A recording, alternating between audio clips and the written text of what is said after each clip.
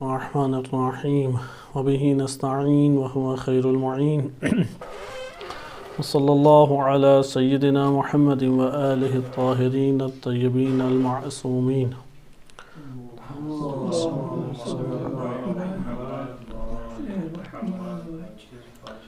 ہماری گفتگو کتاب عرفان انسان در عرف عرفان اس موضوع پہ چل رہی تھی، اور گزشتہ دروس میں آپ کے سامنے بعض مطالب پیش کیے گئے تھے۔ آج اسی تسلسل کو ہم جاری رکھتے ہیں اور انشاءاللہ العزیز چند نئے نکات کو ملاحظہ کریں گے۔ جہاں تک اس کتاب کا تعلق ہے، پہلے بھی عرض کیا کہ یہ دو حصوں پر مشتمل ہے۔ واقعات ہیں اس میں مکاشفات کی صورت میں علامہ حسن زادہ آملی رحمۃ اللہ علیہ کے، اور دوسرا اصل ذکر کی گئی ہیں، تقریباً 47 اصل انسانی، یعنی انسانی آپ کہہ سکتے ہیں کہ ستون انسانیت جس کے اوپر قائم ہے، ان ستونوں کو انہوں نے ذکر کیا ہے۔ ہم پہلے اصل کو پڑھ رہے تھے، لیکن اس ضمن میں بعض ایسی معلومات آپ کی خدمت میں پیش کرنا ضروری قرار پایا کہ جس کے ذریعے سے آپ عرفان کو سمجھ سکیں کہ مکتب اہل بیت علیہ السلام کی نظر میں اور جو ہمارے بزرگ علماء باعمل گزرے ہیں ان کی نظر میں عرفانی نظریات کیا بنتے ہیں۔ اگرچہ عرفان خود جس طرح سے دیگر اسلامی شعبہ جات ہیں کہ تفسیر ہے، حدیث ہے، فقہ ہے، اصول ہے، فلسفہ ہے، منطق ہے، اسی طرح آج کے دور میں عرفان نظری ایک ڈپارٹمنٹ بن چکا ہے کہ جس میں عرفان کی اصطلاحات کے ذریعے سے اس کے معنی کو ذکر کیا جاتا ہے۔ لیکن ہم یہاں پہ ایک خاص انداز سے ان مطالب کو مد نظر رکھے ہوئے ہیں کہ جو ہمیں فائدہ دیں، یعنی اس طور پہ فائدہ دیں کہ ہمارا مقصد قیل قال نہیں ہے کہ فلاں نے یہ اعتراض کیا، اس اعتراض کا یہ جواب بنتا ہے، یا فلاں کی دلیل جو ہے وہ ادھر قابل قبول نہیں ہے، فلاں دلیل ہمارے لیے قابل قبول بنتی ہے۔ ہم ان چیزوں سے تھوڑا سا بالاتر ہو کے چل رہے ہیں، اور وہ متفق چیزیں کہ جس کے اوپر ہمارے علماء اتفاق رکھتے ہیں، بالخصوص اس راہ کے اوپر چلنے والے، ان کی نظر میں علامہ حسن زادہ آملی کی کتاب کے توسط سے معنی ذکر کیے جا رہے ہیں۔ یہاں پہ ایک مطلب اور کہ جو ضروری ہے وہ یہ ہے کہ خود عرفان سے مراد کیا ہے، ہم کس چیز کو عرفان کہتے ہیں۔ آپ کے خدمت میں جو گزشتہ دروس میں چیزیں نقل کی گئیں اس کو ہم اصطلاحات کا نام دے سکتے ہیں۔ بعض معنی جو الفاظ کے معنی ہیں وہ آپ کے سامنے پیش کیے گئے۔ اگر یہ معنی ہمارے تک نہیں پہنچتے، یا اگر یہ معنی ہمیں صحیح طور پہ حل ہمارے لیے نہیں ہوتے، تو جو ہمارے بزرگان نے یا عرفاء نے ذکر کیا ہے وہ ہم سمجھنے سے قاصر رہیں گے۔ بس یہاں پہ ہمارے پاس آ گیا کہ ہمارے پاس در حقیقت دو طریقے ہیں فہم کے۔ فہم یعنی ایک شے کو درک کرنے کے، ایک شے کو لینے کے دو طریقے ہیں۔ ایک طریقہ کہلاتا ہے علمی طریقہ کار۔ علمی طریقہ کار سے مراد یہ ہے کہ صرف معلومات اس نے حاصل کی، معنی اس نے حاصل کی اور اس کے اوپر غور و فکر کیا اور اسے قبول کیا۔ ایک طریقہ کار ہے نہیں، اس نے معنی حاصل کرنے کے بعد اپنے روحانی ایک سفر طے کیا اور اس کے ساتھ اس نے باقاعدہ تعلق جوڑا۔ یہ جو مرحلہ ہے تعلق جوڑنے کا، اس کو در حقیقت عرفان سے تعبیر کیا جاتا ہے۔ لیکن ہمارے پاس سمجھانے کے لیے، بیان کرنے کے لیے لامحالہ زبان علمی زبان ہوگی، لہذا اگر ایک شخص وہ نہ ان اصطلاحات کو جانتا ہے، نمبر 2 نہ وہ ان طریقوں کو اختیار کرتا ہے جن طریقوں سے انسان حقائق کو قلبی طور پہ درک کرتا ہے، قلبی شہود سے وہ آگاہ ہوتا ہے یا قلبی منازل طے کرتا ہے، اگر ایک انسان یہ مراحل طے نہ کرے تو اصلاً عرفان اس کے لیے ایک ذرہ بھی قابل فہم نہ ہوا، نہ علمی دنیا اس کے پاس ہے اور نہ جو حقیقی عرفان کہلاتا تھا وہ اس کے پاس ہے۔ لہذا ہمارے پاس ایک یہ تعبیر آئی۔ دوسری چیز جس کو بار بار اساتذہ بھی ذکر کرتے ہیں اور ہمیں بھی اس کی طرف توجہ کرنی چاہیے، وہ بات یہ ہے کہ عرفان کے نام پہ جھوٹی تصاویر اور تخریب کارانہ کام بہت کثرت سے ہیں معاشرے کے اندر، ان سے اگر کوئی شخص اجتناب نہ کرے تو وہ اہل بیت علیہ السلام اور قرآن کریم کی آیات سے تعلق قائم کرتے ہوئے ان مراحل کو طے نہیں کر سکتا۔ اور اسی طریقے کے جو کاذب اور گناہگار مجرم فاسق طبقہ ہے، اس کی وجہ سے اکابر عرفاء کو بدنام کرنا یہ بھی ایک غلط روش ہے۔ جیسے کہ بعض لوگ ایک دشمنی کے اوپر آتے ہیں اور زبردستی ہر چیز کو منفی طور پہ دیکھنے شروع کر دیتے ہیں، یہ بھی ایک غلط اور باطل روش ہے۔ حق روش کیا ہے کہ اہل بیت علیہ السلام کے ہی طور طریقوں سے استفادہ کیا جائے، اور جو ہمارے بزرگان نے کہا ہے اسے پہلے علمی طور پہ تو سمجھیں، علمی طور پہ سمجھنے کے بعد اب کون کتنا عمل انجام دیتا ہے یہ اس کے اوپر موقوف ہے۔ آج کے درس میں آپ کی خدمت میں سب سے پہلے عرفان کے حوالے سے ایک تعارف پیش کر دوں کہ علامہ حسن زادہ آملی نے اس کتاب کے اندر خود اس بات کو نقل کیا ہے، کیونکہ انشاءاللہ ہم چند درسوں کے بعد براہ راست کتاب میں داخل ہو کے کتاب کی ایک حد تک عبارت بھی پڑھیں گے تاکہ کتاب سے تعلق ہمارا قائم ہو جائے۔ لہٰذا عرفان کا مطلب کیا ہے؟ آغا حسن زادہ آملی ذکر کرتے ہیں، ایک دفعہ آپ ایک شے کی معلومات حاصل کرتے ہیں حس کے ذریعے سے، ایک دفعہ آپ ایک شے کی معلومات حاصل کرتے ہیں دلیل اور استدلال عقلی کے ذریعے سے، اور مراحل طے کرتے ہیں۔ اگرچہ یہ دونوں بھی علم کے طریقہ کار ہیں، مفید ہیں، انسان فائدہ اٹھاتا ہے، نفع اٹھاتا ہے، لیکن دونوں عرفان نہیں ہیں۔ مثلا ہم ابھی مجبور ہیں کہ ہم علمی طریقے سے عرفان کے معنی ذکر کریں۔ یہ جو معنی ذکر کیے جا رہے ہیں اس کو ہم حقیقی معنی میں عرفان نہیں کہہ سکتے۔ یہ عرفان علمی ہے، یہ عرفان نظری ہے، یہ عرفان ایک فکری عرفان ہے، نظری عرفان ہے، علمی عرفان ہے۔ حقیقی عرفان کیا ہے؟ حقیقی عرفان یہ ہے کہ آپ کا اس شے کو چکھنا، یعنی آپ کا مثلا ایک دفعہ آپ کو بتایا جاتا ہے کہ یہ شے اس طرح سے پکتی ہے اور اس طرح سے اس کا ٹیسٹ ہوتا ہے، اور ایک تصور علمی آپ کے ذہن میں ابھارا جاتا ہے۔ ایک مرتبہ آپ اسے چکھ کے بتاتے ہیں کہ ہاں اس کا ٹیسٹ یہ ہے۔ جو یہ عمل انجام دیتا ہے اس کو کہتے ہیں کہ یہ عارف انسان ہے، اس نے عرفان کا مرحلہ طے کیا ہے۔ بس اس کا یہ مطلب ہوا کہ عرفان کی جو روش ہے وہ حقیقی معنی میں عملی روش ہے۔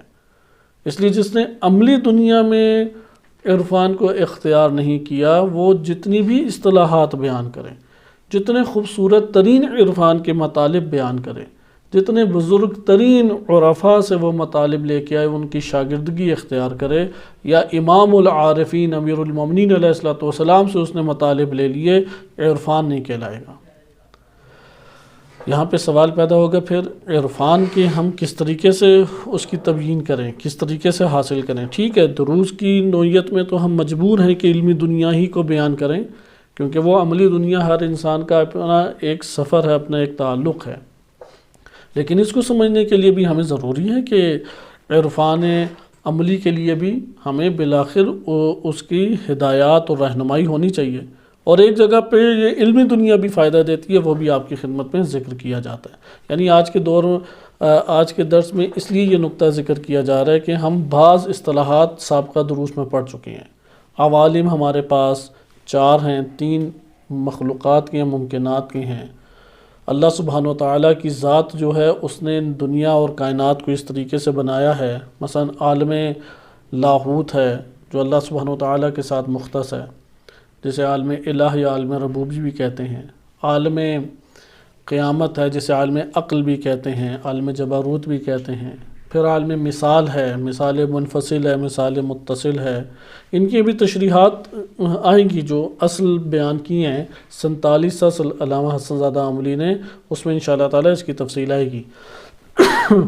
اور اسے عالم ملکوت بھی عالم مثال کو کہتے ہیں، برزخ بھی کہتے ہیں، قبر بھی کہتے ہیں، عالم خیال بھی کہتے ہیں۔ اور پھر ایک عالم طبیعت ہے جسے عالم مادہ بھی کہتے ہیں، عالم دنیا بھی کہتے ہیں۔ یہ عوالم کا آپ نے بعض درسوں میں سنا۔ ایک قوس نزولی اور قوس صعودی آپ نے اصطلاح سنی۔ اگر یہ اصطلاح نہیں حل ہوتی ہمارے لیے عرفان کے مطالب نہیں بیان کیے جا سکتے۔ عرفان کے تمام مطالب، ان کی تبیین اور ان کا بیان اس اصطلاح کے اوپر موقوف ہے کہ قوس نزولی ہے اور ایک قوس صعودی ہے۔ قوس نزولی یہ ہے کہ اوپر سے چیزیں نیچے آ رہی ہیں، قوس صعودی یہ ہے کہ نیچے سے اوپر جانا، نزول یعنی اوپر سے نیچے اترنا، صعود یعنی نیچے سے اوپر جانا۔ اسی کے ضمن میں ہم نے ایک مرحلہ مثال متصل کا طے کیا۔ مثال منفصل ابھی ہم نے نہیں پڑھی، مثال متصل یعنی انسان کے اندر اللہ نے ایک قوت خیال رکھی ہے جو تصویر کشی کرتی ہے، جو صورت گری کرتی ہے۔ ایک فلم ساز اللہ تعالیٰ نے ہمارے وجود کے اندر رکھا ہے جسے ہم خیال کہتے ہیں۔ خیال کے بہت سارے کام ہیں، آج اگر فرصت ملتی تو اسی کے اوپر مزید آپ کی خدمت میں ذکر کرنا ضروری تھا، کیونکہ عرفان کے جتنے مطالب ہیں وہ اسی قوت اولین صورت میں مثال متصل اور منفصل سے ہی مربوط ہیں، جو ان دو جہانوں کی جتنی بہترین معلومات رکھتا ہے اور اس کے بعد اپنے عملی دنیا اختیار کرتا ہے، وہ بہت سارے حقائق کو جاننا شروع کر دے گا۔ لیکن اس بحث میں وارد ہونے سے پہلے کہ انشاءاللہ ہم اگلے درس میں اس کو مورد بحث بنا لیں گے کہ عالم خیال متصل یا مثال متصل، اس کے اور چند پہلو، ہم نے خواب کی حد تک تو پہلو دیکھ لیا کہ 3 قسم کے خواب ہیں۔ ایک خواب ہے جو تعبیر کے محتاج نہیں ہیں، عین حقیقت جو آپ نے دیکھی وہی خارج میں آپ کے نفس سے باہر متحقق ہو رہی ہے، وجود میں آ رہی ہے، جیسے ابراہیم علیہ السلام کا واقعہ اسماعیل علیہ السلام کے ساتھ کہ قربانی اسی کی ایک یادگار ہے۔ مسلمانوں میں عید الاضحیٰ اور قربانی کی ایک رسم جو دین اسلام نے ہمیں دی۔ ایک وہ خواب ہے کہ جو تعبیر کا محتاج، دوسرا خواب جو تعبیر کا محتاج نہیں ہے، وہ خواب ہے جو اکثر بیشتر ہم لوگ دیکھتے ہیں، اور وہ ہماری یا تو معدہ بھرا ہوا ہے یا دن بھر کے کام کاج ہیں، یعنی خیال نے خود بخود صورت کشی کر دی، اس کے پیچھے کوئی حقیقت نہیں ہے، جسے آپ اپنی زبان میں کہتے ہیں اردو میں جھوٹے خواب، قرآن کی زبان میں اضغاث و احلام کے خیال کے ساخت برداری ہے۔ خیال نے یہ خود سے تصورات جنم دے دیے، جیسے خیالات کی دنیا میں آپ اپنے بیداری کے عالم میں بہت سارے تصورات دیکھتے ہیں، جنم پا رہے ہیں۔ لیکن ایک خواب تھا کہ جو تعبیر کا محتاج ہے، کہ جو عقل میں آپ کے قرار دیا گیا اور عقل سے خیال نے وہ معنی لیا اور اس کی صورت بنا کے دے دی۔ ہم نے یوسف علیہ السلام کے 2 واقعات کو قرآن سے ملاحظہ کیا۔ اسی ضمن میں ایک بہت اہم ہم معنی پڑھ چکے ہیں، تمثل۔ تمثل میں اور تشکل میں فرق ہے۔ بعض اوقات عرفانی کتابوں میں تشکل بے معنی تمثل بھی استعمال ہوتا ہے، لیکن تجلی مختلف ہے۔ مثلا اللہ سبحانہ و تعالی متجلی ہوتا ہے، متمثل کبھی نہیں ہوتا۔ فی الحال آپ ابھی یہی فرق دیکھ لیں۔ تمثل کو جو اب ہماری گفتگو تمثلات کے اوپر ہی زیادہ ہے، ہمارا آج کا درس بھی اصولت تمثلات کے اوپر ہی ہونا ہے، لیکن یہاں پہ یہ مرحلہ طے کرنا ضروری ہے کہ جو بھی عزیزان ان دروس کو سن رہے ہیں ایک عملی برنامہ ایجاد کریں۔ اگر عملی برنامہ ایجاد نہیں کریں گے، نہ یہ باتیں سمجھ آئیں گی اور نہ یہ باتیں فائدہ دیں گی جو ہم پڑھ رہے ہیں، کوئی خاص نتیجہ بھی نہیں دیں گی۔ مثلا آپ کمپیوٹر کی طرح یا گوگل کی طرح عرفانی اصطلاحات فوراً کھول کے بیان کریں، 10 صفحوں کی تشریحات بیان کر دیں، کیا نتیجہ اس کا ملے گا؟ تو خالی تصورات کا وہ ریڈیو کھول لیں یا اپنی زبان کھول لیں، ایک ہی بات ہے، دونوں کے اوپر ہی اس کے کوئی اثرات نہیں مرتب ہوتے۔ اس لیے ایک عملی برنامہ اختیار کرنا ضروری ہے، وإلا سفر نہیں ہوتا کوئی۔ اس بات کی طرف ابھارنے کے لیے میں آپ کی خدمت میں آج چند مطالب پیش کر رہا ہوں۔ ان میں سے پہلا یہ ہے کہ عرفان کا تعارف آپ کی خدمت میں کرایا جائے۔ عرفان سے ہماری کیا مراد ہے؟ یعنی علامہ حسن زادہ عاملی رحمۃ اللہ علیہ نے ہماری سے مراد وہی ہستی ہیں، علامہ حسن زادہ عاملی، وإلا اگر شخصی طور پہ دیکھا جائے نہ کسی مقام پہ فائز ہیں اور نہ ہی کوئی ایسے مراحل طے کیے ہیں اور نہ کسی چیز تک پہنچے ہیں، اس لیے ذاتی میری کوئی چیزیں ایسی موجود نہیں ہیں۔ جو کچھ ہے وہ حسن زادہ عاملی کی زبانی آپ کی خدمت میں ذکر کیا جا رہا ہے، اور ان کی بھی جو تشریحات ہیں جو فہم کے طور پہ بیان کی جا رہی ہیں وہ ان کے بزرگ اساتذہ کی زبانی ہیں۔ عرفان جو آغا حسن زادہ عاملی رحمۃ اللہ علیہ نے ذکر کیا ہے، اس کے مطابق یہ ہے کہ انسان ذوق کرے، چکھے۔ چکھنا اردو میں استعمال ہوتا ہے لیکن ذائقہ چکھا جاتا ہے، لیکن اگر آپ اپنی زندگی میں احساس کریں بہت ساری چیزیں چکھی جاتی ہیں. مثلا انسان کو مار کا بھی مزہ آتا ہے، مصیبتیں بھی اسے ایک مزہ دیتی ہیں، خوشی کا اپنا مزہ ہوتا ہے. یہ ہم عام محاوراتی جملات استعمال کرتے ہیں اردو میں. بس اسی سے آپ سمجھ لیں کہ چکھنا. آپ اگر کہیں گے میں تمہیں مار کا مزہ چکھاتا ہوں تو اسے نہیں سمجھ آئے گی، لیکن جب مار پٹ جائے گی تو پھر آپ کہیں گے ہاں اس نے مار کا مزہ چکھا ہے. اسی طرح آپ کہتے ہیں کہ میں تمہیں کیا ہوتا ہے، تفریح کیا ہوتی ہے، اس کا مزہ چکھاتا ہوں. آپ ساری تصویر کشی کرتے رہیں اسے کوئی خاص حاصل نہیں ہوگا، لیکن آپ اپنے اسی پلان کے مطابق اسے تفریح کرا دیں، وہ ایک اس کو حاصل کرے گا اپنے وجود میں. عرفان در حقیقت اسی طریقے سے کہ آپ مرحلے کے اوپر طے کریں مراحل کو. مثلا مراحل کتنے ہیں؟ ایک مرحلہ، بعض کتابوں میں 7 مراحل طے کیے گئے ہیں، جو معروف ہے وہ یہی ہے. مثلا ایک مرحلہ نفس ہے. یہ جو معروف ہیں کہ 7 شہر الطارہ، مثلا 7 شہر عشق الطارہ، 7 شہر عشق را الطار گشت، کہ اس نے 7 شہر جو ہیں وہ طے کیے ہیں، اور ہم ابھی اس شہر کے ایک گلی کے آغاز میں ہی ہیں. وہ جو 7 شہر ہیں وہ کیا ہیں؟ ایک شہر ہے نفس، مرحلہ نفس. جس نے نفس کو طے نہیں کیا آگے نہیں پہنچے گا. نفس کو طے کرے. ابھی اس کو ہم جو عرفان پڑھیں گے اس میں یہی والی باتیں کیسے نفس کو طے کریں بیان کیا جائے گا اس میں. لیکن نفس ہے کہ پہلا مرحلہ. دوسرا مرحلہ ہمارے پاس اس کے بعد آ جاتا ہے مثلا قلب. قلب کا مرحلہ طے کیا جائے. تیسرا مرحلہ ہے عقل. عقل کا مرحلہ طے کیا جائے. چوتھا مرحلہ ہے روح. روح کا مرحلہ طے کیا جائے. پانچواں مرحلہ ہے سر. سر کا مرحلہ طے کیا جائے. سر یعنی راز، سر. چھٹا مرحلہ ہے خفی، خفا، پوشیدگی. خفا کا مرحلہ طے کیا جائے. اور 7واں مرحلہ ہے اخفا، یعنی خفی سے بھی دقیق تر پوشیدگی. اخفا کا مرحلہ طے کیا جائے.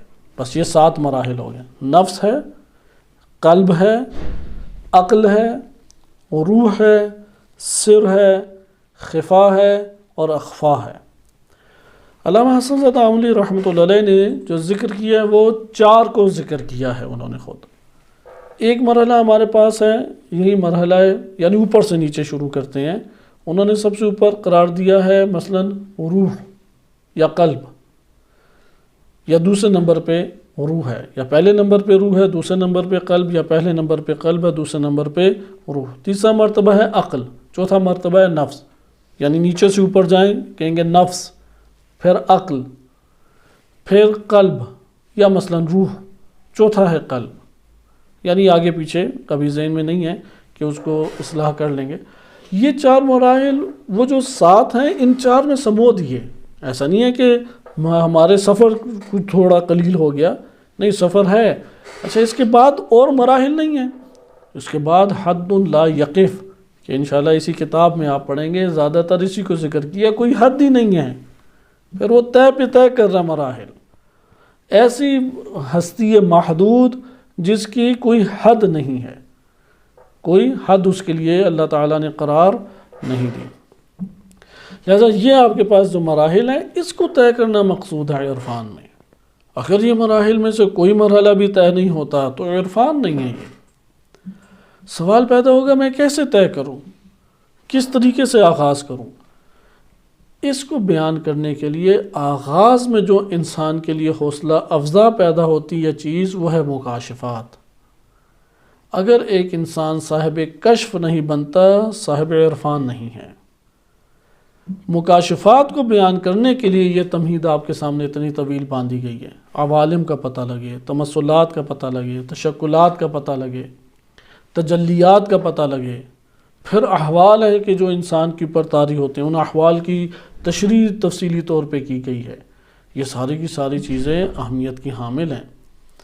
اس لیے آپ نے ملاحظہ کیا کہ ہم یہ والی باتیں جو پڑھ رہے ہیں، ایک تو بزرگ علماء جن کی تائید حجاجات علمیہ نے کی ہے، صرف ہماری اپنی نہیں ہے، اور عنایات الہیہ واضح طور پہ ان کے اوپر موجود تھیں، یا عنایات امام زمان علیہ السلام واضح طور پہ ان پر موجود تھیں، ان کا کلام پڑھ رہے ہیں، انہی کی رہنمائیاں. لیکن اگر اس رہنمائی پہ ہم نے عمل نہ کیا تو کچھ حاصل نہیں ہوگا. اس لیے اساتذہ بار بار اس کے اوپر زور دیتے ہیں کہ ایک برنامہ سلوکی رکھیں، ایک برنامہ عملی رکھیں. یہ تو ایک مطلب ہو گیا کہ ہم نے سفر طے کرنا ہے، اور سفر کو بھی اس طریقے سے طے کرنا ہے کہ چکھا ہو. چکھ ہم سکتے ہیں قلب کی دنیا سے، کیونکہ حس سے تو باہر آ گئے. عرفان ہے تو حس کی دنیا سے باہر آ گئے، کیونکہ معرفت کا تعلق یا عقل سے ہے یا قلب سے ہے. عقل سے اگر معرفت حاصل کرتے ہیں یہ فلسفہ ہے، یہ حکمت ہے، یہ استدلال ہے. اور اگر آپ قلب سے معرفت حاصل کرتے ہیں تو یہ عرفان ہے قلبی. اس لیے اب ابن سینا کہ ان کی شخصیت کو بہت قبول بھی کیا جاتا ہے اور سراہا جاتا ہے ابن سینا کو، اور بعض اساتذہ تو ان کے لیے خصوصی طور پر رحمۃ اللہ علیہ بولتے ہیں ابن سینا کے لیے. اتنی بڑی شخصیت تھی، کیونکہ بنیادی طور پہ فیلسوف اور ڈاکٹر اور سائنٹسٹ تھے، لیکن جو انہوں نے خدمت توحید کے باب میں علم عقائد کے اندر کیا، شیعہ سنی سارے ہی ان سے مطالب لے کے آتے ہیں. چونکہ عقلی طور پہ ابن سینا چلے تو ابن سینا کا یہ کہنا تھا کہ حقائق جو کائنات کے اندر موجودات ہیں ان کی اصل حقیقت تک ہم نہیں پہنچ سکتے. اور ان کی بات ٹھیک تھی، عقل سے نہیں پہنچ سکتے. اصل حقیقت کو عقل سے درک نہیں کیا جا سکتا. مثلا ہماری روایات میں ایک مثال اس میں دیتا ہوں. ہماری روایات میں وارد ہوا ہے اللہ سبحانہ و تعالیٰ کو دیکھا جا سکتا ہے یا نہیں؟ نہیں دیکھا جا سکتا. لیکن امام علیہ السلام سے ذریعہ محاربی نے جب سوال کیا کہ آپ نے اپنے جس اللہ کی عبادت کرتے ہیں آپ نے اسے دیکھا ہے، امام علیہ السلام نے کیا جواب دیا؟ آپ کے ذہن میں ہوگا کیا امام علیہ السلام نے کیا اس کو جواب دیا؟ امام نے فرمایا کہ میں ایسے رب کی کس طریقے سے عبادت کر سکتا ہوں کہ جس کو میں نے نہ دیکھا ہو، میں اس کی عبادت نہیں کر سکتا. پھر امام نے فوراً بتایا کہ ہاں اللہ سبحانہ و تعالیٰ کو دیکھا جا سکتا ہے قلب کی نگاہ سے، قلب کے ذریعے سے. ظاہری آنکھیں اللہ کا ادراک نہیں کر سکتی اور اللہ سبحانہ و تعالیٰ کو نہیں دیکھ سکتی، لیکن ایسا نہیں ہے کہ میں بن دیکھے رب کی عبادت کر رہا ہوں. بس اس در سے آپ کو یہ پتہ لگ گیا کہ ہمارا دیکھنا دو طرح ہے. ایک دفعہ عقل سے دیکھنا ہے اور ایک دفعہ ہے قلب سے مشاہدہ کرنا. قلب کا لفظ آتا ہے تو کلمات کون سے آئیں گے؟ مشاہدہ، کشف، شہود، یہ والے الفاظ آئیں گے. عقل کی جب باری آئے گی تو عقل کے لیے لفظ آئیں گے ادراک، معرفت بھی لفظ آئے گا، استدلال. لہذا اگر عقل کو ہم نے پڑھنا ہے تو پھر لامحالہ ہم کیا پڑھیں گے؟ حکمت پڑھیں گے، فلسفہ پڑھیں گے. بالفاظ دیگر ہم جو عرفان کے اندر چیزیں پڑھیں گے اس کی حقیقی دلیل کیا ہے؟ آیا اس کی دلیل ہمارے پاس وہ فلسفہ ہے یا اس کی دلیل کچھ اور ہے؟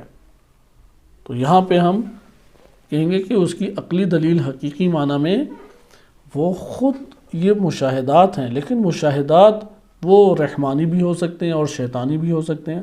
ہاں یہاں پہ ہمیں فائدہ ہوگا یہ جو علمی باتیں ہم پڑھ رہے ہیں.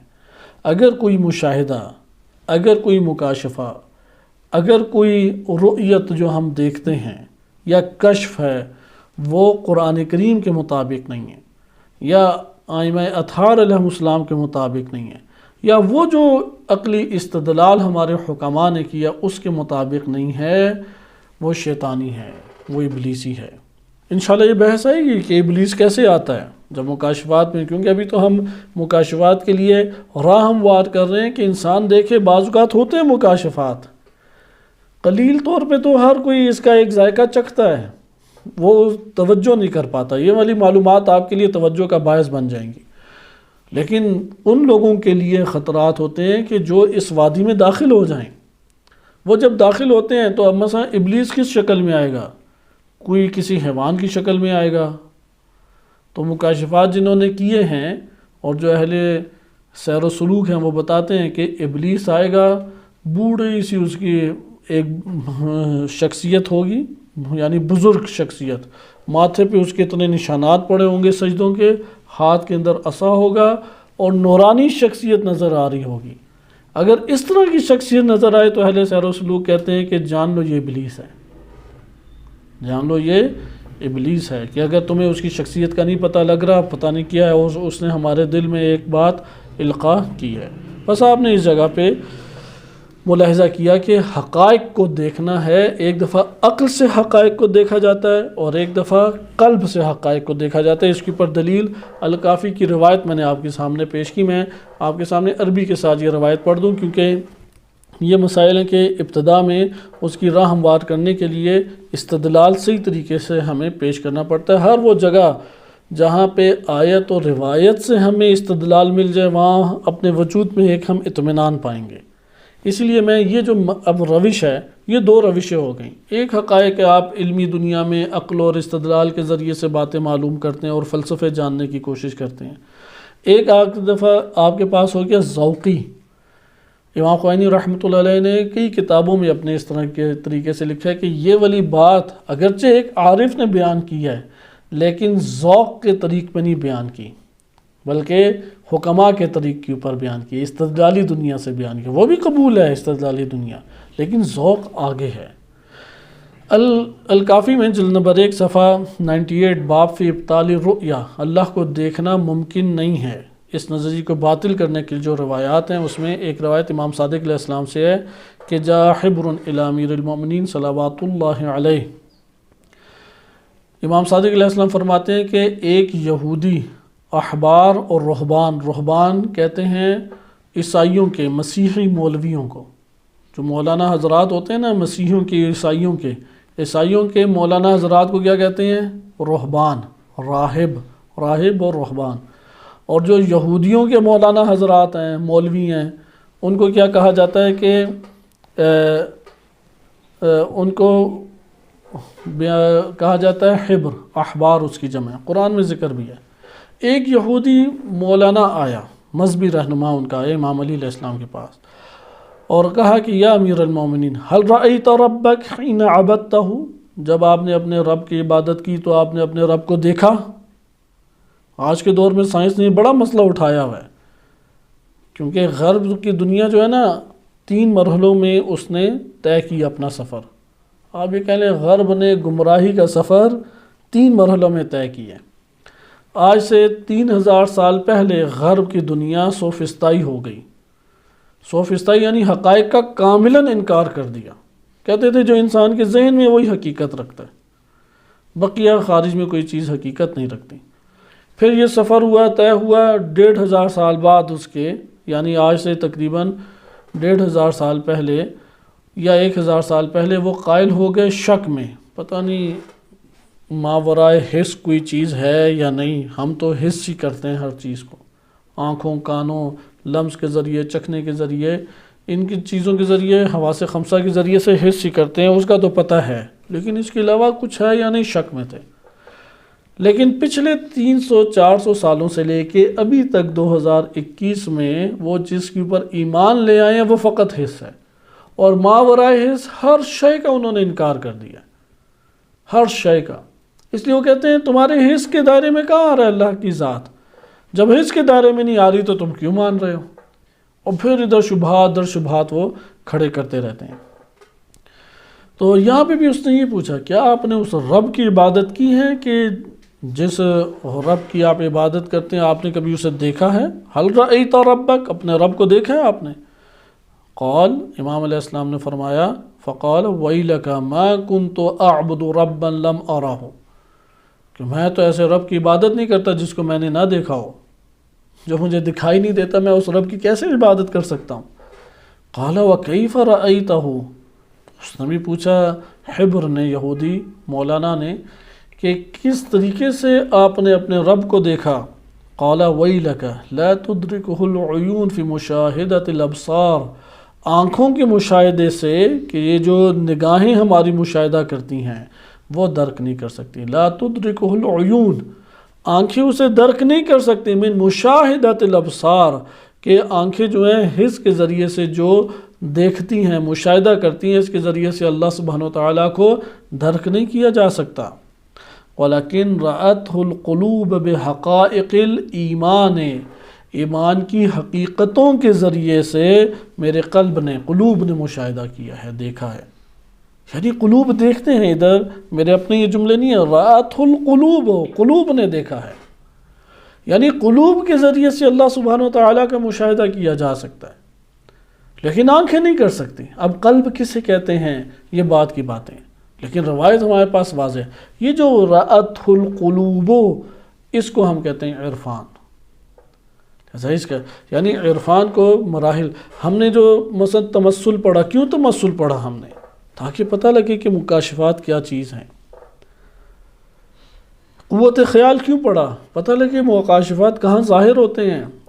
قوت عقل یا عوالم کو پڑھا، کہاں سے حقائق آ رہے ہیں، پتہ لگے ہمیں۔ حقائق کی دنیا کا کہاں سے تعلق ہے، ہمیں معلوم ہو۔ یہ بیانات اس بنا پہ ہمارے سامنے آتے ہیں۔ برنامے عملی کیسے رکھیں، کیسے میں اپنا ایک عملی برنامہ بناؤں؟ یہاں پہ علماء اور عوام میں تھوڑا سا فرق آ جاتا ہے۔ علماء بعض ایسے شبہات میں گھیرے جاتے ہیں کہ عوام نہیں گھیری جاتی۔ انہوں نے عقائد آغاز میں پڑھے ہوتے ہیں، اور ان عقائد میں پہلے اللہ کا انکار کیا جاتا ہے، پھر ثابت کیا جاتا ہے۔ عوام کے لیے تو اللہ ثابت ہے، لہٰذا ہمیں مدارس کے طریقے پہ عقائد کبھی بھی عوام میں نہیں پڑھانے چاہیے۔ کس انداز میں ہمیں عوام میں پڑھانے چاہیے عقائد؟ جو قرآن اور روایات اہل بیت علیہ السلام نے بیان کی۔ مثلا آپ یہ کہیں کہ العالم حادث، یا حادث اور قدیم کو پہلے بیان کریں، پھر آپ اعتراض اٹھائیں کہ یہ تو دلیل نظم تھی، دلیل نظم کے ذریعے سے تو صرف اور صرف ہونا لازم آتا ہے، ایک ہونا کیسے لازم ہوا، پھر ایک سے کیا مراد ہے؟ اس طرح کی جو شبہات ہیں وہ شبہات عوام الناس میں نہیں پائے جاتے، اس لیے ہم ان طریقوں سے اجتناب کرتے ہوئے آگے چلیں گے۔ یہاں پہ برنامے کو آپ دیکھیں، بالفاظ دیگر عرفان کی ایک اور تشریح ایک جملے سے ہوتی ہے۔ قرآن کریم کی آیت ہے، سورہ بقرہ کی غالباً آخری آیت ہے، وَاتَّقُوا اللَّهَ وَيُعَلِّمُكُمُ اللَّهُ، تم لوگ تقوی الہی اختیار کرو اور اللہ تمہیں تعلیم دے گا۔ اللہ کی تعلیم اور تقوی کو جوڑنا، ہاں اللہ تعالیٰ جو تعلیم دے گا وہ اپنے ولی کے ذریعے ہی دے گا، اس کے لیے اللہ تعالیٰ نے ایک نظام بنایا ہے، لیکن تعلیم اللہ کی طرف سے ہے۔ عنوان بصری ایک صحابی تھے، اور ان کی ہمارے ہاں کتب میں بحار الانوار میں روایت وارد ہوئی ہے۔ دلچسپ چیز ہے یہ، صرف میں اس لیے بیان کر رہا ہوں کہ آپ کے سامنے علم کا بھی پتہ لگے کہ عرفان کی صورت میں علم کیا ہے، اور یہ بھی آپ کے سامنے معلوم ہو کہ امام علیہ السلام بھی کس علم کی طرف رہنمائی کرتے ہیں۔ میں ڈائریکٹ آپ کے سامنے مشکات الانوار، قدیمی ہماری کتاب ہے، آج سے تقریباً 800 سال پرانی کتاب ہے، علی بن حسن طبرسی کی۔ انہوں نے یہ روایت نقل کی ہے کہ عنوان بصری ایک صحابی تھے امام صادق علیہ السلام کے دور میں، وَكَانَ شَيْخًا كَبِيرًا، بڑھاپے کو پہنچ چکا تھا یہ عنوان بصری۔ وَقَدْ عَتَى عَلَيْهِ 40 و90 سنہ، 94 سال، 94 ایئرس اس کی عمر گزر چکی تھی۔ کتنے سال کا تھا؟ 600 سال کم 100 سے، 94 سال، 94 ایئرز۔ اب آ رہے امام صادق علیہ السلام کے پاس پڑھنے۔ یہ روایت اتنی قیمتی ہے کہ عرفاء سید علی قاضی طباطبائی رحمۃ اللہ علیہ اور دیگر بزرگان بار بار کہتے تھے اس روایت کو پڑھیں۔ چھوٹی سی روایت ہے، بہت طویل نہیں ہے، لیکن اس کی جو شرح انہوں نے کی ہے اس روایت کی 2 جلدیں 3 جلدیں، یعنی ایک صفحے کے اوپر روایت آ جاتی ہے یہ، لیکن اس روایت کو جب شرح کی ہے علماء نے تو 2 جلدیں 3 جلدیں، ایک پوری ضخیم جلد، اس طرح سے شرح ہے اس کی۔ اور سید علی قاضی طباطبائی کہتے تھے کہ اس کو بار بار پڑھا کریں آپ اس روایت کو، وہ تکرارن پڑھتے تھے حتیٰ کہ حفظ ہے انہیں، لیکن پھر بھی پڑھتے تھے۔ اور سید محمد حسین تہرانی رحمۃ اللہ علیہ کہتے ہیں کہ میں حرم میں جا کے امام حسین علیہ السلام یا امام علی علیہ السلام کے ہفتے میں ضرور ایک دفعہ اسے پڑھتا تھا۔ میں آغاز اس کا بتا دیتا ہوں، اس کے اب یہ اخلاق کا موضوع ہے کیونکہ عرفان کی دنیا سے باہر ہے، علماء اخلاق اس کے اوپر الحمدللہ کافی طویل گفتگو ہمیشہ ہی کرتے ہیں جو علماء اخلاق کی یہاں پہ بڑے بڑے اساتذ موجود ہیں۔ عنوان بصری کہتے ہیں کہ کنت اختلف الی مالک بن انس سنین، میں ایک طویل سال مالک بن انس بہت بڑی شخصیت اہل سنت میں ہے، الموطا ابن مالک معروف ہے، حدیث کی پہلی کتاب ان میں شمار ہوتی ہے، متقدم ترین ہے، بخاری مسلم احمد بن حنبل ان سب سے پہلے کے ہیں۔ کہتے ہیں میں ایک طویل سال ان کے پاس گیا، فلما حضر جعفر صادق المدینہ، پھر میں امام صادق علیہ السلام کی خدمت میں مدینہ میں آیا اور ان کے پاس آنے جانے لگا، تو میرے دل میں شدید ایک جذبہ پیدا ہوا کہ میں جس طرح مالک سے علم حاصل کیا ان سے بھی علم حاصل کروں۔ تو امام سے میں نے گزارش کی تو امام علیہ السلام نے فرمایا کہ میں ایک ایسی شخصیت ہوں کہ کافی میرے کام ہیں، مشغول ہوں میں، اور اس کے ساتھ ساتھ رات اور دن کے مختلف اوقات میں خاص اوراد پڑھنے کے لیے میں جدا ہو جاتا ہوں سب سے، لہٰذا مجھے میرے یہ جو ورد اور اذکار ہیں اور عبادات ہیں اس سے تم مجھ کو جدا نہ ہونے دو، یعنی مشغول نہ کرو مجھے اپنے میں، اور ان کے لیے مجھے وقت گزارنے دو۔ تم نے جو مالک کے پاس پہلے جاؤ دوبارہ مالک کے پاس جاؤ اور اسی سے لے لو۔ تو کہتے ہیں کہ میں یہ سن کے بڑا غمناک ہوا اور نکلا اور سیدھا اپنے نفس میں کہا کہ کیا میرے لیے رہ گیا جو امام علیہ السلام نے مجھے جھاڑ دیا ہے، یعنی ڈانٹ دیا ایک قسم کا کہ تم جو ہے مجھ سے استفادے کے قابل نہیں ہو، ایک قسم کا یہی اس نے معنی لیا۔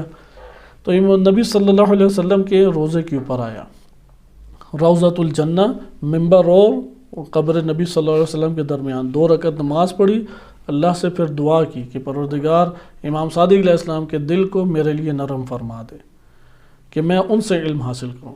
پھر گھر چلا گیا اسی غم کے حالت میں کہ امام نے مجھے ڈانٹ دیا، میں کیا علم حاصل کروں، اوپر سے بوڑھا بھی اتنا تھا یہ۔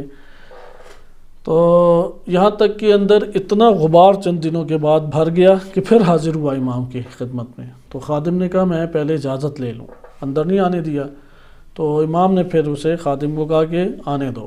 میں وقت کی قلت کی وجہ سے سارا مطلب آپ کے سامنے نہیں بیان کر رہا۔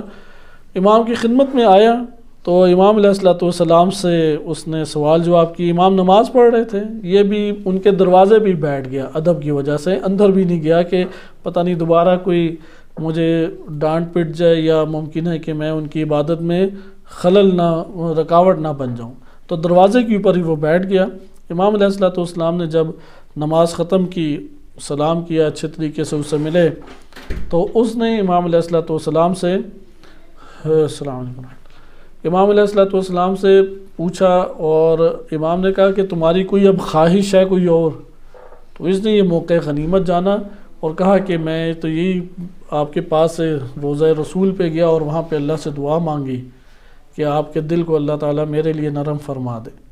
تو امام علیہ السلام نے فرمایا کہ پوچھو کیا تم چاہتے ہو؟ تو اس کی یہی پہلے بھی خواہش تھی کہ امام علیہ السلام سے علم لے، تو اس نے یہی کہا کہ یا امام میری تو یہی خواہش تھی کہ میں آپ سے علم حاصل کروں۔ امام صادق علیہ السلام نے فرمایا کہ لیس العلم بالتعلم، یہ سیکھنے سکھانے سے اور عقلی باتوں کرنے سے اور کاپیوں پہ الفاظ بکھیر دینے سے، تعلم کے ذریعے سے علم نہیں آتا۔ کیا ہے؟ انما ہوا نور، علم نور ہے، یقع فی قلب من یرید اللہ تبارک و تعالی ان یبدیہ، کہ علم نور ہے کہ اللہ عز و جل، اللہ تبارک و تعالی جس کے لیے چاہتا ہے اس کے قلب میں نہ کہ عقل میں، اس کے قلب میں جاگزین کرتا ہے اور اس کے سامنے ظاہر کرتا ہے۔ پھر فرمایا فَإِنْ أَرَدْتَ الْعِلْمَ، اگر تم علم چاہتے ہو، فَاطْلُبْ أَوَّلًا مِّن نَفْسِكَ حقیقت العبودیہ، اگر تم علم چاہتے ہو پہلے عبودیت کی حقیقت کو اپنے نفس میں پیدا کرو۔ عبودیت کی حقیقت، عبودیت تیرے دل میں نہیں ہے تو کون سا علم تو نے حاصل کرنا ہے؟ اس کے بعد کہا کہ وَاطْلُبِ الْعِلْمَ بِاسْتِعْمَالِهِ وَاسْتَفْهَمِ اللَّهَ، کہ تم پھر علم کو اس کے عمل کر کے طلب عمل کرو، علم کو طلب کرو عمل کرتے ہوئے اس پر، اور اللہ سے پوچھو، استفہم اللہ، اللہ سے فہم حاصل کرو۔ کہو کہ بار الہ مجھے عطا کر دے، یہ مجھے نہیں سمجھ آ رہی بات، پیچھے پڑے، مانگے اللہ سے، روئے، گڑ گڑائے، توسل کرے اہل بیت علیہ السلام سے۔ اللہ تعالیٰ نے اپنے ولی کے ذریعے سے ہی یہ آشکار ہمارے سامنے کرتا ہے۔ ولی کو اللہ نے واسطہ بنایا ہے، اولیاء کو پکڑے۔ ملا صدر رحمۃ اللہ علیہ کے بارے میں بیان کرتے ہیں کہ کہک میں تھے، یہاں سے دور ہے، 30 کلومیٹر مثلا باہر ہے، تو وہاں سے پیدل آتے تھے۔ ان کے لیے ایک انشاءاللہ ہماری گفتگو جاری رہی تو ایک آئے گا نظریہ اتحاد عاقل و معقول، کہ عقل، عاقل، معقول یا عالم، علم، معلوم ایک ہیں، متحد ہے، وحدت ہے۔ یہ مسئلہ حل نہیں ہوتا تھا۔ پیدل آئے جناب فاطمہ معصومہ سلام اللہ علیہا کے، اور متوسل ہوئے ان سے، اور اس جگہ پہ جب توسل کیا تو ان کے لیے انہوں نے آشکار کیا یہ مطلب۔ لہٰذا اللہ نے راہیں انہی ولیوں کو بنائی ہیں کہ جن کے ذریعے سے اللہ تک پہنچنا ہے۔ لیکن استفہم اللہ، اللہ سے پوچھو، اللہ سے مانگو، گڑ گڑاؤ، آنکھ نہیں کھلتی، اللہ سے گزارش کرے، دعا مانگے، بار الہ یہ صلاحیت دے دے، نماز شب کے لیے آنکھ نہیں کھلتی، ارادے میں قوی نہیں ہوں، عزم میرا بڑا سست ہے، عزم نہیں کر پاتا، استقامت نہیں ہے۔ اگر نہیں مانگو گے تو نہیں ملے گا۔ فہم، خصوصاً استفہم اللہ، مطلب کو سمجھنے کے لیے اللہ کے سامنے گڑ گڑائے۔ امام فرماتے ہیں یفہم کا، اللہ تجھ کو فہم دے دے گا، دے گا تو اللہ کی ذات ہی فہم دے گی۔ بہرحال یہ عرفان کا ایک مطلب آپ کے سامنے کہ حقیقت عبودیت پہلے پیدا کریں، وَإِلَّا کون سا علم؟ امام تو فرمانے کوئی بھی علم تجھے حاصل نہیں ہوگا، حقیقت عبودیت اپنے نفس میں پیدا کرو۔ نمبر 2، اس کے عمل کو طلب کرتے ہوئے علم حاصل کرو، عمل ہی نہیں کرنا تو علم کیسا؟ نمبر 3، اگر ایک شے سمجھ میں نہیں آتی تو اللہ سے گڑ گڑایا، تم نے خدا سے التجا کی، اس کے سامنے گریہ کیا، آہو بکا کی۔ یہ تو قیمتی چیزیں ہیں، یہ تو اللہ تعالیٰ نے خاص کی اپنے بندوں کے ساتھ، کیسے تمہیں آرام سے مل جائے گی؟ مکمل تواضع دکھاؤ، یعنی جان مارنے پڑتی ہے، نیند اپنی بگاڑنے پڑتی ہے، بھوک اور پیاس کو سہنا پڑتا ہے، اللہ سے گڑ گڑائے تب یہ عطا ہوگا۔ لہذا اس جگہ پہ آئیں اب برنامے کی طرف۔ برنامہ کیا ہے؟ علماء یہ بیان کرتے ہیں سب سے پہلے ایک کام شروع کریں، صرف ایک کام، اور وہ کام یہ ہے کہ اللہ کے لیے عبادت کریں اور اللہ سبحانہ و تعالیٰ کی خاطر حرام کو ترک کریں، کیونکہ اللہ میں تیری خاطر حرام کو ترک کر رہا ہوں، تو نے حکم دیا تو یہ عبادت کر رہا ہوں۔ صرف اور صرف واجبات کو ادا کریں، محرمات سے بچ جائیں۔ ہو نہیں سکتا کہ ایک انسان منزل کے اوپر نہ پہنچے، لیکن اللہ کے لیے یہ باتیں کرے، خدا سے کہے کہ بار الہ میں اس حرام سے بچ رہا ہوں، تو نے منع کیا ہے۔ مخلوق کے اوپر خالق کو ترجیح دے، برتری دے، اس سے اس کے اندر ایک محبت کی آگ بھڑکے گی۔ عرفان کی حقیقت اصل میں محبت ہے، وہ جو سارے کام کرا دیتی ہے ایک عارف کو، وہ محبت ہے، وہ عشق ہے۔ اس کے اوپر بھی تبصرہ آئے گا کہ عشق اور محبت میں کیا فرق ہے۔ کوئی بھی عارف کائنات میں نہیں بنا مگر محبت اور عشق سے۔ عبادت کی مثال ایسی ہے کہ جس طرح سے آپ آگ جلاتے ہیں، جلاتے ہیں پھر محبت جاگ اٹھتی ہے، پھر وہ عبادت نہیں چھوڑتی۔ شریعت سے انسان دور نہیں ہو سکتا جتنے بھی مقام پہ پہنچ جائے، بلکہ اور زیادہ شریعت کے اوپر دقت کے ساتھ عمل کرے گا، لیکن اب محبت کی وجہ سے کر رہا ہے۔ ممکن ہے کبھی خوف کی وجہ سے کرتا رہا ہو، ممکن ہے کبھی لالچ کی وجہ سے کرتا رہا ہو، اب محبت کی وجہ سے کر۔ جس کے دل کے اندر محبت کا جذبہ پایا جاتا ہے وہ عارف ہے۔ بعض لوگوں کے مزاج ہوتے ہیں، کرختگی ہے ان کے دل میں، بعض کی کہ نرمی ہے، دونوں بہک سکتے ہیں۔ نرمی والا اعتراض پیدا کر لے گا، یہ کیا سارے ہی مار دیتا ہے اللہ تعالیٰ، سارے مریض ہیں، انہیں اللہ ٹھیک کیوں نہیں کر رہا؟ بہت سارے ایسے نفسیاتی مریض بیٹھے ہیں جنہوں نے نعوذ باللہ اللہ کا انکار کیا اپنے نرم جذبے کی وجہ سے، وہ رحم انہیں زیادہ لوگوں پہ آتا ہے، لیکن حکمت نہیں سمجھنا چاہتے اللہ کی۔ بعض قسی القلب ہوتے ہیں، آنسو ہی نہیں ان کی آنکھوں سے جاری ہوتا، عبادت کا دل ہی نہیں چاہتا، دعا پڑھنے کا دل ہی نہیں چاہتا۔ دنیاوی چیزوں کے اوپر فریفتہ ہیں، ٹوٹے ہوئے ہیں، اپنے گھر بار کا مسئلہ ہو جائے، رشتہ داروں کا مسئلہ ہو جائے، ہر چیز کو چھوڑ کے اس کے اوپر آ جائیں گے۔ لیکن یہ جو نرم دل ہے یہ سب سے تیز پرواز کر سکتا ہے اگر اسے راہ صحیح مل جائے۔ بس آپ نے یہاں پہ ایک برنامے کو لے لیں، اس کے اوپر آج اختتام کرتے ہیں کیونکہ ٹائم ہمارے پاس آج کم تھا، اور وہ یہ ہے کہ واجبات کی ادائیگی، حرام کاموں سے بچنا فقط اللہ کی خاطر۔ یہ اللہ تیری زمین پہ تیرا عبد ہوں، تجھے رب مانتا ہوں، مالک مانتا ہوں، تیرے احکام پہ عمل کرتا ہوں۔